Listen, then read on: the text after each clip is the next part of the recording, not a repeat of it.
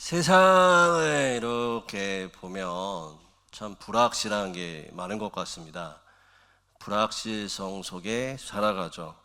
전쟁의 소리는 점점 더 커지는 것 같고, 또한 경제는 좋아지는 것 같지 않고, 정치도 어둡고, 우리의 삶의 현장 가운데도 불확실한 게 너무 많고, 언제 우리가 또 하나님 부르실지 모르고, 언제 어떠한 질병 가운데 걸릴지 모르고, 재정이 지금 있다라고 해도 언제 나빠질지, 또 언제 나빴다가 좋아질지 참 불확실한 현실 속에 살아가는 것 같습니다.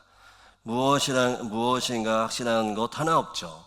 그래서 우리는 좀 확실한 것을 찾고자 교회로 왔죠. 그리고 확실한 것 하나를 알게 되었습니다.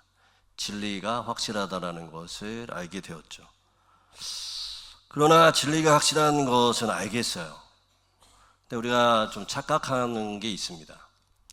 나는 확실하지 않다라는 거죠. 그러니까 나는 불확실합니다. 진리는 확실하지만 나는 불확실한데, 진리이신 하나님을 따라가다가 우리가 착각을 좀 해요. 어떠한 착각을 하냐면 내가 확실하다라고 착각을 합니다. 인간은 유한하고 타락하며 완전하지 못하죠. 근데 언젠가부터인가 인간의 판단과 감정이 언제나 확실하다라고 착각하면서 살아갑니다. 우리는 불확실해요. 이걸 아셔야 됩니다. 확실한 건 진리이신 하나님 외에는 없습니다. 우리는 무엇을 하는 존재인가? 불확실하기 때문에 진리이신 말씀과 하나님 앞에서 점검되어져야 하는 사람이라는 것을 인식하셔야 됩니다. 하나님의 말씀이 확실하니 나는 계속해서 말씀 가운데 교정되어야 한다라고 생각을 해야 된다라는 거죠. 문제는 우리가 종종 진리는 확실하다에서 멈추지 않고 곧바로 그러므로 내 생각도 확실하다라고 넘어가는 데에 수많은 문제들이 여기서부터 발생하게 되는 겁니다. 우리는 진리를 붙든 사람이지 자신의 확신을 붙들며 살아가는 자가 아닙니다. 왜 이 말씀을 드리냐? 오늘 말씀이 그걸 얘기하고 있습니다. 오늘 마태복음 13장에 보면 여러 종류의 사람들이 오는데, 이 사람들이 말씀이 성취되어지지 않는 이유 중에 하나가 뭐냐면 자기의 확신 속에 살아가기 때문에 그렇습니다. 다른 것을 붙들기 때문에 말씀이 이루어지지 않죠. 네 사람뿐만 아니라 성경에 보면요, 수많은 사람들이 자기 확신 속에 살아가죠. 그러다가 욕먹는 것을 봅니다. 대표적인 인물이 저는 베드로와 사울이라고 생각이 됩니다. 여러 가지 사람들이 많지만 성경에 베드로가 그랬죠. 마태복음 16장 21절에 보면 이런 말씀이 나와요. 쭉 읽어드릴게요. 이때부터 예수 그리스도께서 자기가 예루살렘에 올라가 장로들과 대제사장들과 서기관들에게 많은 고난을 받고 죽임을 당하고 제3일에 살아나야 할 것을 제자들에게 비로소 나타낸다라고 말씀하세요. 놀라운 하나님의 역사, 하나님이 예수님을 통해서 일하시고자 하는 것들을 예수님이 나에 대한 하나님의 비전은 이런 거야 라고 말을 하는데, 16장 22절 베드로가 이렇게 얘기합니다. 예수께 말하되 뭐라고 말하냐면 주여 그리 마옵소서라고 얘기하죠. 이 일이 결코 죽게 미치지 않을 거예요 라고 얘기하죠. 베드로는 확신했어요. 어떤 확신이 있을까요? 자기는 예수님을 사랑했고 예수님을 보호해야 한다라고 생각을 했죠. 그러나 예수님은 23절에 뭐라고 얘기하죠? 우리가 잘 아는 것처럼 사단아 내 뒤로 물러가라 라고 얘기합니다. 왜 그랬을까요? 23절에 보면 이렇게 나와 있어요. 뒤에 나와 있는 게 예수께서 돌이키시며 베드로에게 이르시되 사단아 내 뒤로 물러가라. 너는 나를 넘어지게 하는 자로다. 내가 하나님의 일을 생각하지 아니하고 도리어 사람의 일을 생각하는도다 라고 얘기하죠. 베드로의 말이 베드로에게는 확신이 있었죠. 예수님을 보호해야 되고 예수님을 하나님의 뜻 가운데 자신이 무엇인가 한다라고 생각했습니다. 그러나 그게 하나님의 뜻이 아니었죠.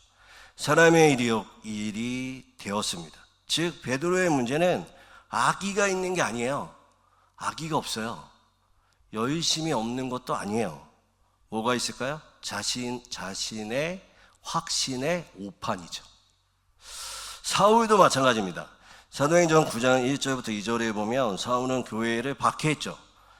박해하는 게 하나님의 일이라고 생각했어요. 그리고 옳은 일이라고 확신했습니다. 그는 자신이 틀렸다라고 생각하지 않았어요.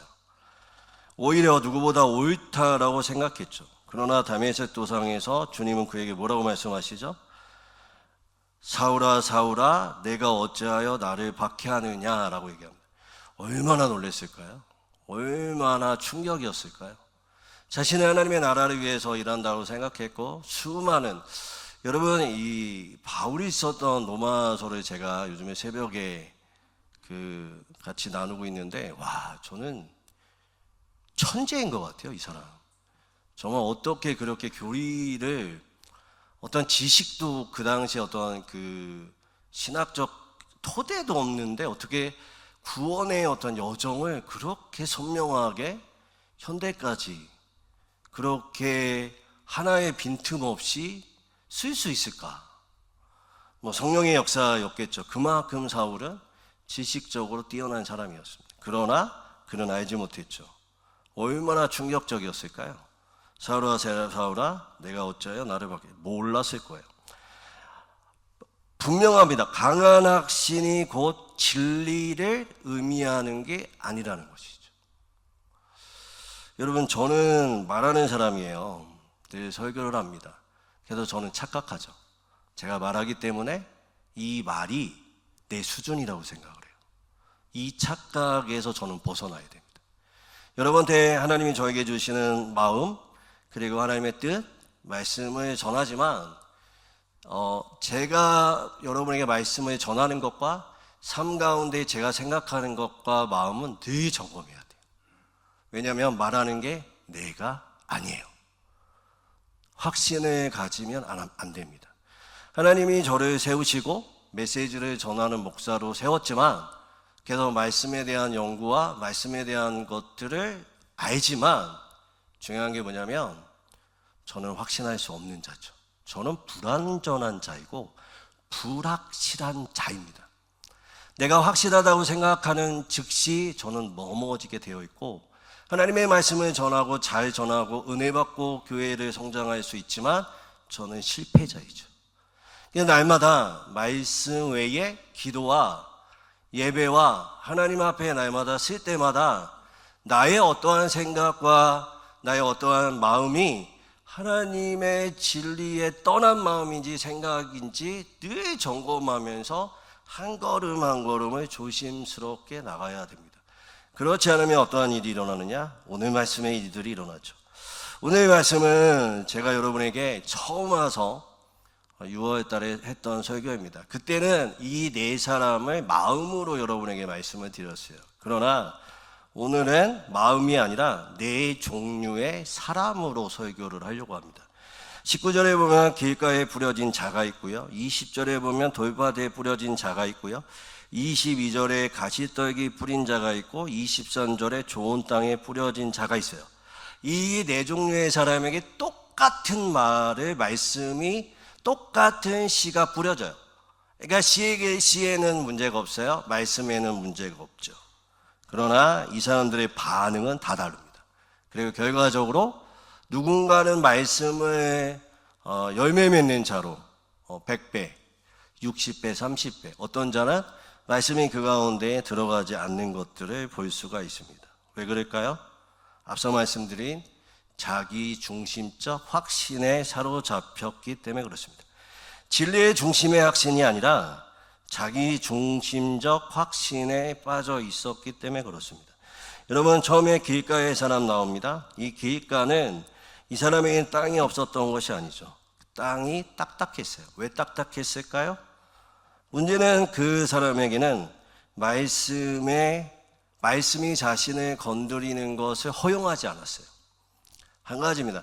자신이 붙잡고 있는 생각과 확신이 있기 때문에 말씀이 들어오면 그것이 자기에게 부닥치는 게 싫었어요. 싫은 거예요. 그러니까 어떻게 해요? 말씀을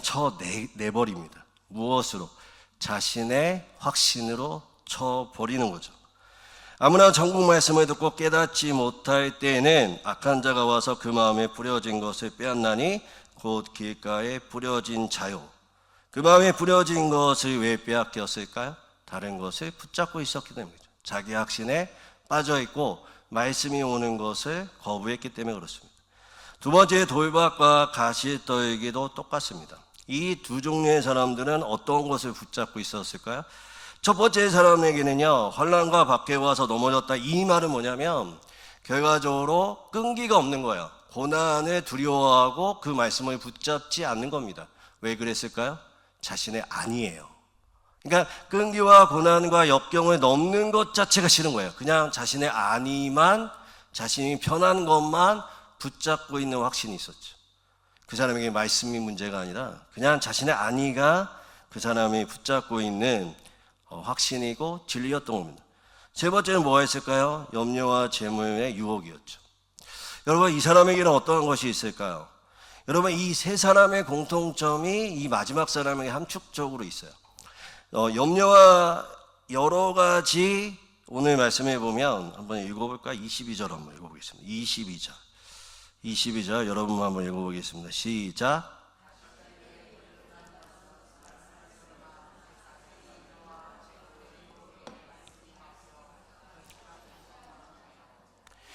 염려와 재물의 유혹에 막혀 결실하지 못해요. 왜 그럴까요? 그거 사랑하기 때문에 그래요. 염려와 또한 재물의 유혹, 결국에 다른 것을 사랑하기 때문에 그렇습니다. 이 세 종류의 사람이 함축적으로 이 마지막 사람의 모습에서 나올 수 있죠. 자기 확신에 빠져있는 사람은 왜 그런지 아세요? 결과적으로 자기를 사랑하는 거예요. 자기를 사랑하는 거예요. 여러분, 우리는 누구를 사랑해야 될까요? 하나님을 사랑하는 거예요. 여러분, 사랑한다라는 건 뭔지 아세요? 또 다른 것을 거절한다라는 거예요. 내가 어떠한 것을 사랑한다? 그러면 다른 것을 거절한다라는 거예요. 근데 내가 이거를 사랑하는데 이것 또한 머뭇거리고 있다? 그러면 사실상 이것보다 이거를 더 사랑할 수 있습니다. 진리의 말씀이 우리 가운데 오죠. 하나님을 사랑한다라고 말하지만 그 가운데 뿌리내지 못하고 자신의 확신과 또 염려와 유혹에 빠지는 이유는 사실상 근본적으로 따져보면 하나님을 사랑하는 게 아니라 누구를 사랑하고 있을까요? 이거를 더 사랑하고 있는지 모르죠. 제가 저희 아내를 사랑해요. 그런데 다른 여자도 사랑해요. 이게 말이 돼요?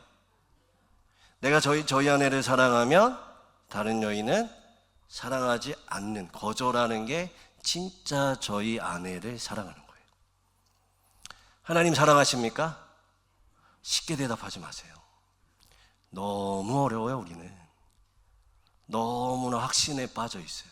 나는 하나님을 믿는다. 나는 하나님을 사랑한다. 하나님을 따른다. 근데 나는 이쪽도 따른다. 말이 안 되잖아요. 이 말이 안 되는 것들을 우리는 계속하면서 어디에 빠져 있냐? 자기 확신에 빠져 있어요. 나는 믿어. 나는 하나님 사랑해. 나는 하나님의 나라를 이루고 있어. 근데 신기하게 열매가 없어요. 100배, 60배, 30배가 없어요. 그러면서 나는 내 확신 속에 빠져 있죠. 계속 끊임없이 확신 속에 빠져 있어요. 나는 사랑한다, 나는 사랑한다, 나는 사랑한다.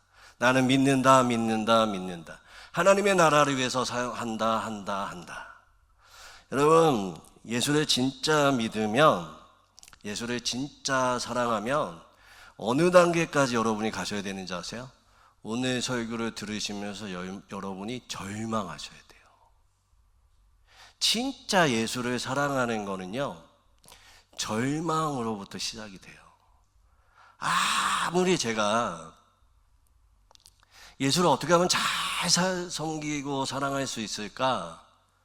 예수를 사랑하는 그 관문이 뭔가 생각해 보면, 여러분, 초신자나 아니면 신앙의 수준이 낮으면 어떤 게 있냐면 내 만족이 되니까, 내 중심이에요. 신앙도 내가 좋아야지 좋은 거야.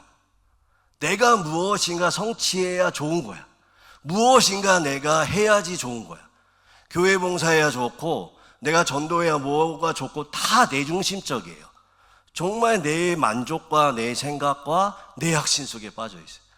그러나 신앙은 하나님을 향해서 가죠. 하나님을 사랑하려고 하죠. 그런데 내가 할 수 없는, 내가 진짜 바울의 고백처럼 나는 죄인 중에 괴수다라는 단계까지 가셔야 돼요. 그때 드디어 우리는 예수를 사랑할 수 있는 준비가 돼 있죠. 왜? 그때부터 자기 확신을 벗어버려요. 그리고 내가 불확실하다라는 것을 알게 돼요. 그럼 어떤 현상이 일어나는지 아세요? 몸이 아플 때 병원을 가고요, 어떤 문제가 있을 때 근원을 찾는 것처럼 이 절망 속에서, 이 문제 속에서 누구를 찾기 시작하냐면 성령님을 찾기 시작해요.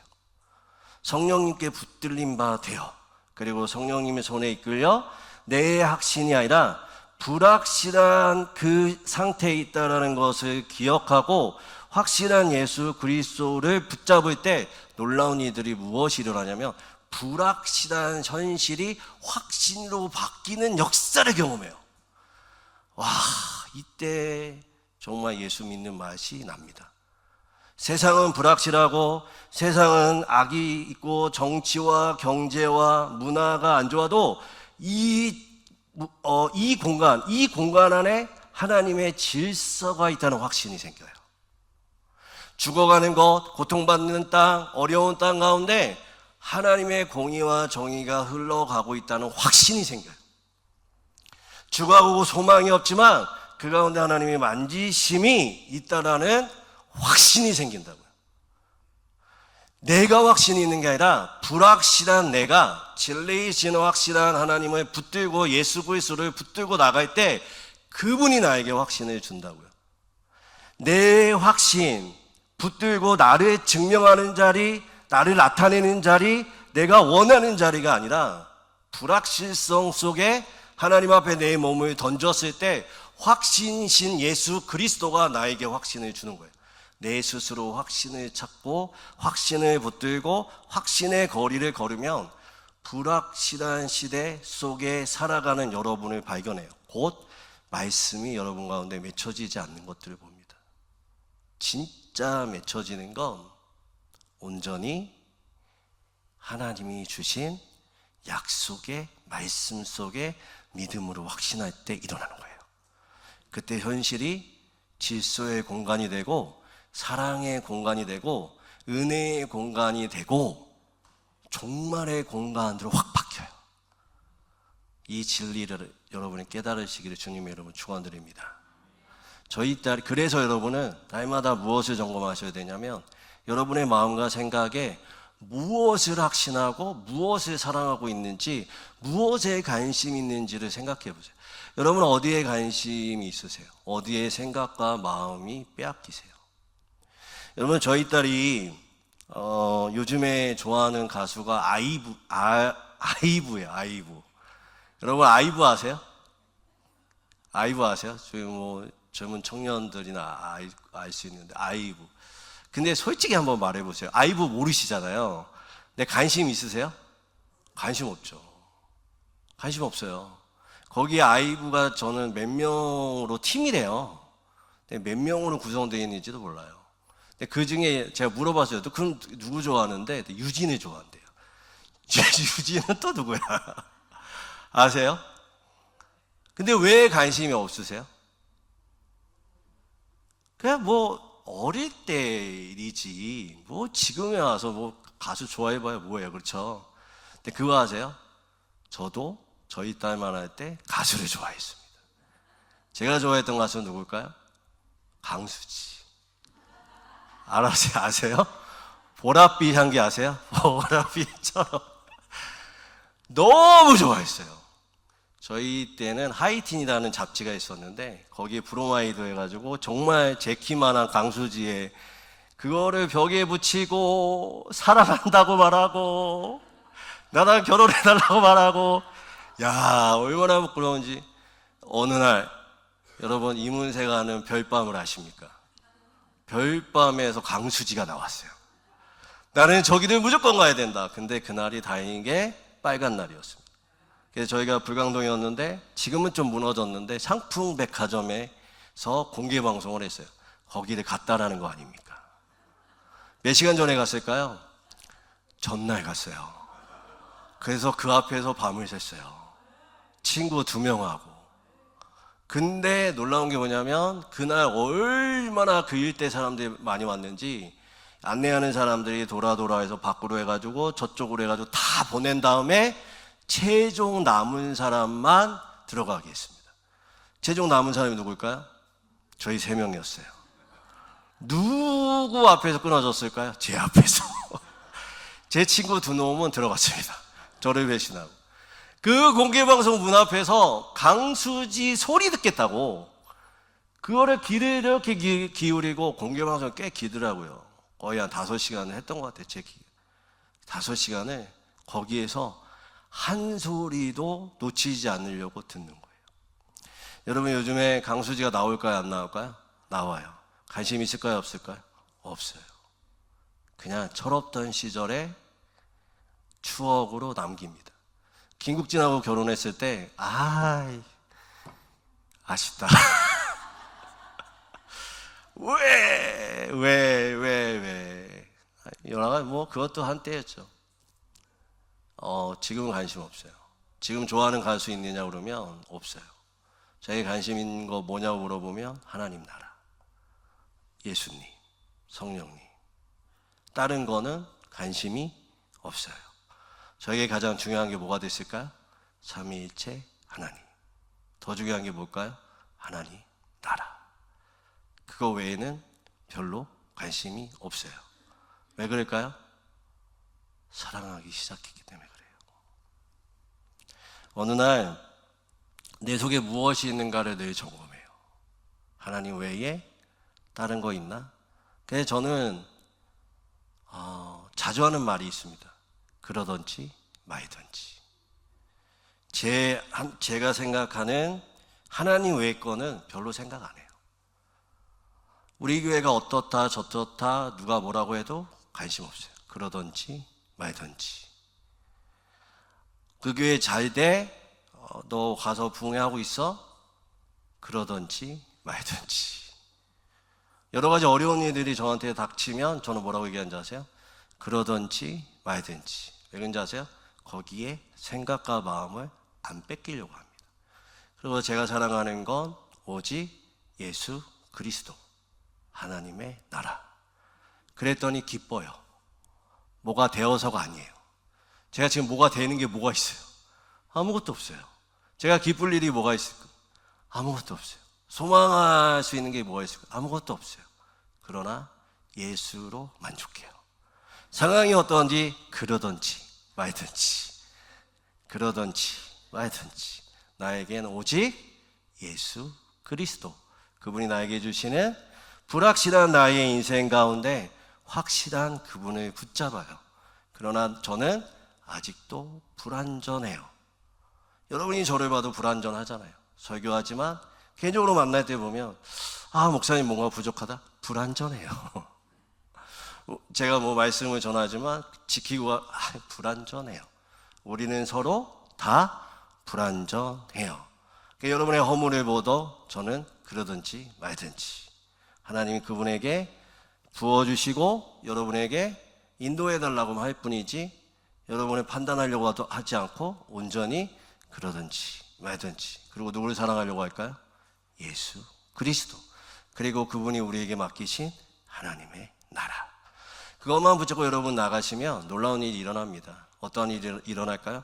불확신한 나에게 말씀이 들어와서 확신을 주고 확신이 믿음으로 바뀌고 내 현실이 확신으로 바뀌어요. 이것만큼 더 좋은 것 무엇이 있을까요? 여러분 끊임없이 사단은 우리에게 노입니다. 어떤 것? 예수 그리스도에게 집중하지 못하게 하려고 하는 것들이 너무나 많아요. 염려와 나의 확신, 오늘 말씀 나오는 여러 가지가 있습니다. 아무쪼록 예수 그리스도만을 붙들고 내가 얼마나 불확실한 존재인지를 깨닫고 확실하신 예수 그리스도를 붙들고 그분이 주시는 말씀을 붙들고 나올 때 여러분에게 30배, 60배, 100배의 열매가 여러분 가운데 맺혀진 것이 중요한 게 아니라 이것을 주시는 누구를? 예수 그리스도 진리의 말씀을 더 알아가는 재미에 빠지시기 바랍니다. 할렐루야. 이 재미 너무 쏠쏠해요. 이 재미 너무 쏠쏠해요. 이 재미에 빠지면 여러분 다른 거는 그러든지 말든지 온전히 이 말씀만, 이게 이루어지는 거, 이게 진짜 보물이고 이거가 진짜라면 여러분 밤을 새고 여러분의 인생 가운데 제가 그 어릴 때 누군가를 좋아해서 따라다니는 것처럼 더 말씀 속에 빠지고 더 경험하고 싶고 더 예수와 동행하고 싶고 더 하나님의 역사를 그리며 살아가고 있고 더 이거 아니면 나의 인생의 목적이 없어지는 그런 시간들이 여러분 가운데 펼쳐질 겁니다. 그때 여러분의 인생의 가장 중요한 예수 그리스도를 사랑하는 것이 우리의 삶의 목적이 될 줄 믿습니다. 이전보다 더 사랑하는 것, 그것이 우리 모두의 고백이자 목적이자 우리의 삶의 이유가 되시기를 주님의 이름으로 축원드립니다.